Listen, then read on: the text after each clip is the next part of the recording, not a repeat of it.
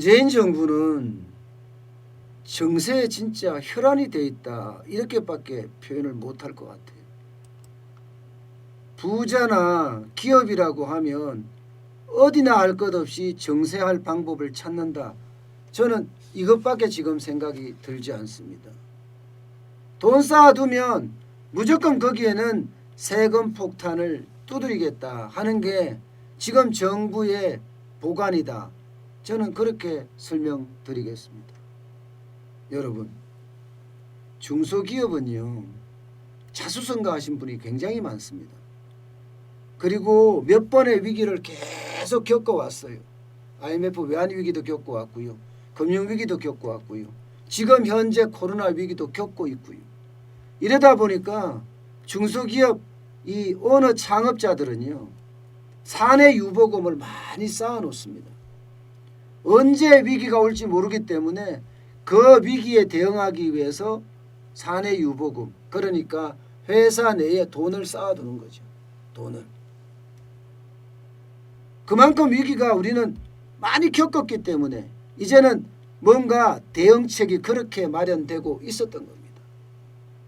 그런데 바로 이 사내 유보금에 정부가 소득세를 때린다 이렇게 이야기했잖아요. 소득세가 적지도 않습니다. 소득세가 보시다시피 15.4%나 됩니다. 15.4%. 예. 뭐 복잡한 공식이긴 한데요.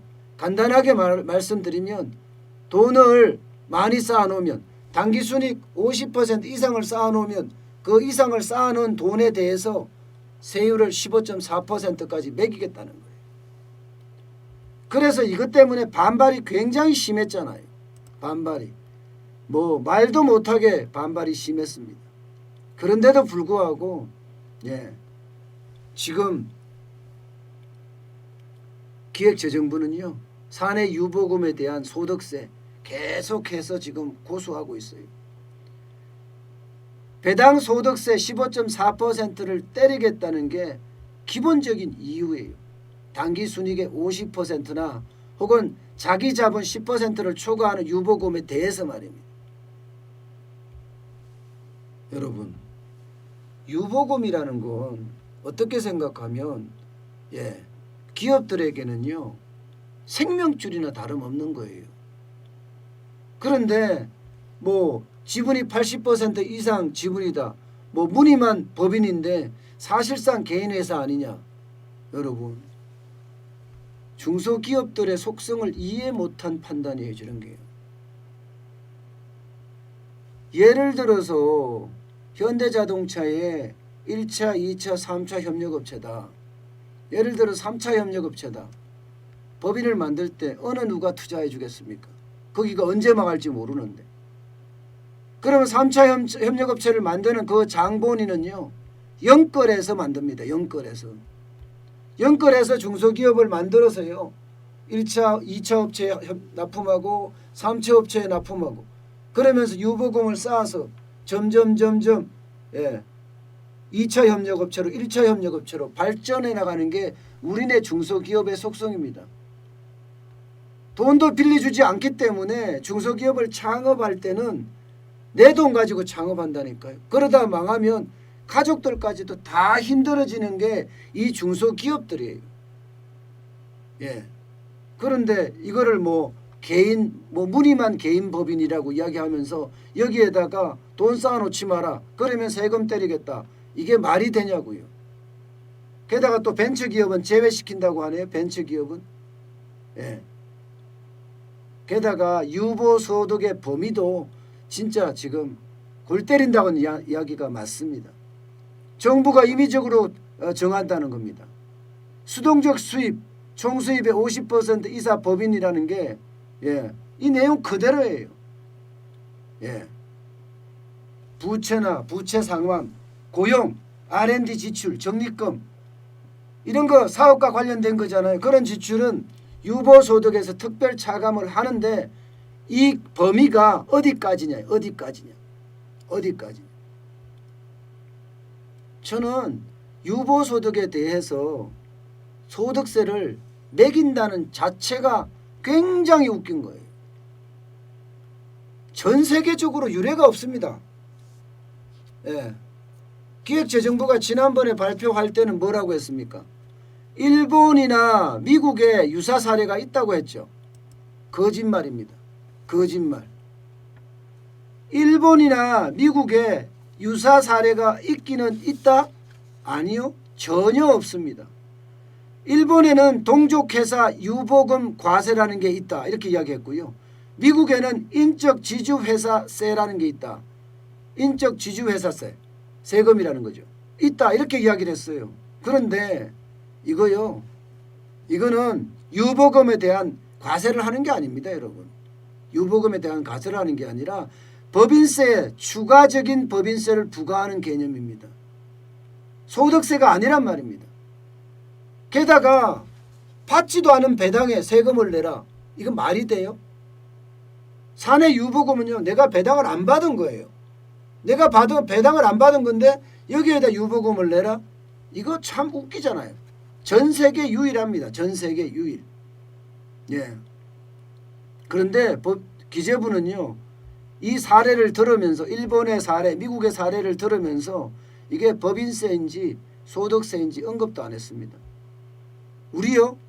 여러분 이미 이런 사내 유보금하고 비슷하게 해놓은 그 금액에 대해서 법인세로 추가 과세하는 세금은 이미 하고 있습니다. 투자상생협력 촉진세제라는 겁니다. 투자상생협력 촉진세제. 쉽게 말하면 미환류 소득세라는 거예요.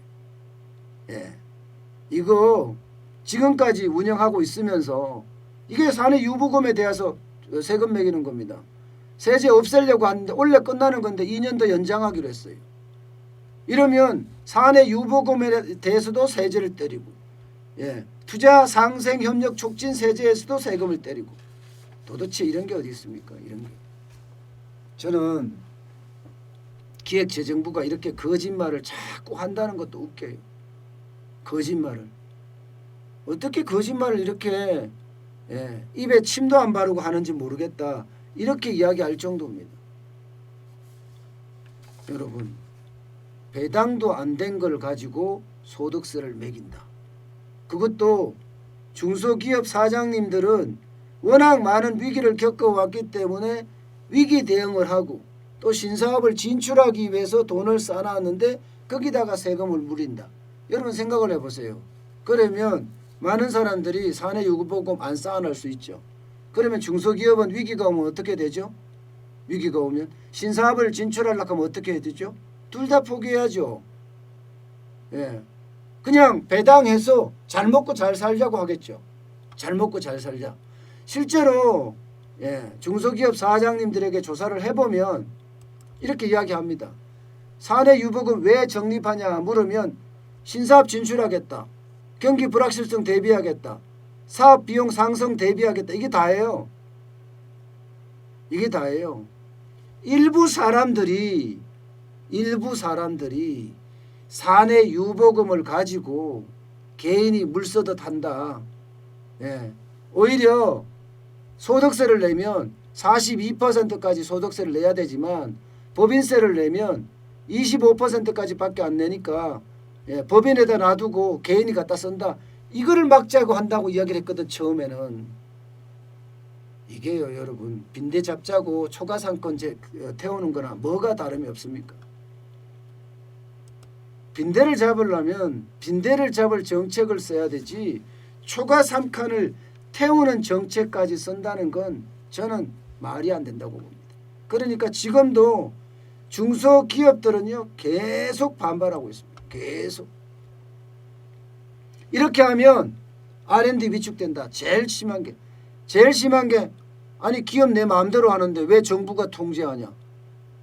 정부가 뭔데 내 기업에 대해서 통제하냐 이거예요. 이게 제일 심한 거고요. 게다가 R&D 누가 투자하겠느냐. 예. 이게 결국은요. 반대하는 사람이 90.2%가 될 정도로 찬성하는 사람 9.8%밖에 안 됩니다. 없는 사람들도 있을 수도 있겠죠. 이 정도로 상황은 굉장히 심각해지는데도 불구하고 정부는 계속 밀어붙이겠다.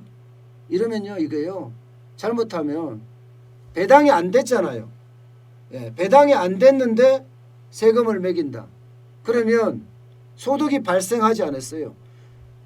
소득이 발생하지 않는 곳에 세금을 매긴다. 이 말은 위헌의 소지가 있습니다.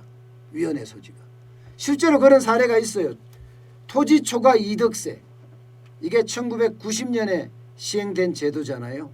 결국은 발생되지 않는 소득에 대해서 미실현 이익에 대해서 과세한다는 점에서 헌법 불합치 판결 났습니다. 1994년에. 그래서 이거 없어졌어요. 지금 이것도 마찬가지예요. 간주 배당이잖아요. 간주 배당. 배당을 간주한다는 이유로 간주 배당 소득세, 유보 소득세. 나한테 이익으로 실현되지도 않은 데다가 소득세를 매긴다? 이거는요. 불법일, 헌법 불합치될 가능성이 굉장히 큽니다. 그런데도 불구하고 기획재정부는 이렇게 계속 밀어붙인다는 사실은 여러분 얼마나 돈을 많이 풀었으면 지금 정세에 혈안이 돼 있을까요? 공시지가를 올리면서 정세 세금 폭탄을 또 때리고 있는데 지금 기업에 또 때리고 있는 거예요. 제가 말씀드렸지만 앞으로 계속해서 부자 세금 계속 때릴 거예요. 기업 어떤 식이든 기업 소득세 때릴 겁니다. 기업에는 세금이 계속 올라갈 수밖에 없어요. 대한민국이 기업하기 좋은 나라인지 나쁜 나라인지 이제 곧 알게 됩니다. 안 그래도 어렵지만 여러분 기업이요 지금 세금 내는 것만 해도 벅차요. 법인세가 27.5%예요. 27.5%. 여기에다가 유보소득세까지 만약에 15% 이상 15.4% 이상 만약에 매긴다고 하면요. 이것을 전체로 환산을 했을 때는요. 30.5%가 됩니다. 30.5%. 누가 기업하려고 하겠습니까? 누가 기업하려고 하겠어요? 세금이 30.5%인데 이게 제대로 돌아가는 기업이겠어요? 여러분 손익계산서를 한번 따져보세요. 원가가 있고요. 원가가 보통 30에서 40% 요즘 들어가잖아요. 여기에 판매관리비 장난 아닙니다. 판매관리비가. 뭐 인건비가 얼마나 많이 올랐습니까? 그래서 영업이익이 쪼그라들었어요. 여기다가 세금까지 계속 올린다고 쳐보세요. 그러면 순이익은 더 쪼그라들어요. 순이익은. 그러면 기업이 어떻게 기업할 수 있는 힘이 생길까요? 저는 그게 더 어렵다. 앞으로 그것 때문에 기업가 정신이 더 망가지는 것 아니냐. 안 그래도 기업가 정신이 점점 쇠퇴하고 있는데 정부는 정세 하면서 기업에 자꾸 세금을 때리면 이게 기업들 입장에서는 못 버티고 주저앉을 수도 있습니다. 대한민국의 가장 핵심이 기업이라 그랬죠. 기업의 길을 살려야 하는데 이런 식으로 길을 자꾸 죽여간다는 것. 그런데 계속 앞으로도 계속 이렇게 길을 죽인다는 사실이 더 안타까운 현실입니다.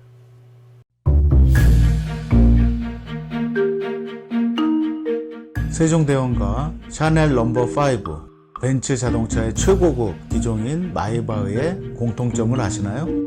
바로 침향입니다. 침향이란 동남아시아에서 자생하는 침향나무가 상처를 입었을 때 스스로를 보호하기 위해서 분비시키는 침향나무의 진액입니다. 진침향은 태국산 침향과 러시아산 녹용, 그리고 국산 홍삼, 백봉령, 산수유, 당귀, 숙지향, 꿀로 이루어진 침향환으로 만성 피로나 또 스트레스, 기력이 저하된 직장인분들, 또 수험생들, 연세 드신 어르신분들이 드시면 좋은 환입니다. 진침향 여러분들께 자신있게 권해드립니다.